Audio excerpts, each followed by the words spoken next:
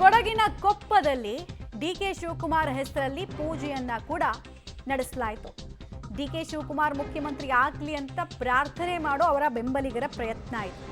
DK photo ಹಿಡಿದು ಕಾವೇರಿ ಪ್ರತಿಮೆಗೆ ಪೂಜೆಯನ್ನ ಸಲ್ಲಿಸಿದ್ರು. ಕೊಡಗು ಮೈಸೂರು ಗಡಿ ಭಾಗದಲ್ಲಿರುವಂತಹ ಕಾವೇರಿ ಪ್ರತಿಮೆ. ಕೊಡಗಲ್ಲಿ ಒಕ್ಕಲಿಗರ ಪ್ರಾತಿನಿಧ್ಯ ಕೂಡ ಇದೆ. ಅದರ ಮುಂದುವರೆದ ಭಾಗನೇ ಈ ಪೂಜೆ ಪುನಸ್ಕಾರ ಮತ್ತು ಕೇಳಿಬರ್ತಾ ಇರುವಂತಹ ದನಿ.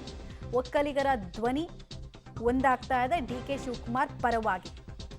ಇದೇ ದುಸ್ವಪ್ನವಾಗಿ ಕಾಡ್ತಾ ಇರೋದು ಎಚ್.ಡಿ. ಕುಮಾರಸ್ವಾಮಿ ಅವರಿಗೆ ಹಾಗೂ ಕಾಂಗ್ರೆಸ್ನ ಇತರೆ ನಾಯಕರಿಗೆ. ಈ ರಬ್ಬಿಂಗ್ ಬಗ್ಗೆನೇ ಎಲ್ರಿಗೂ ಆತಂಕ ಇರೋದು.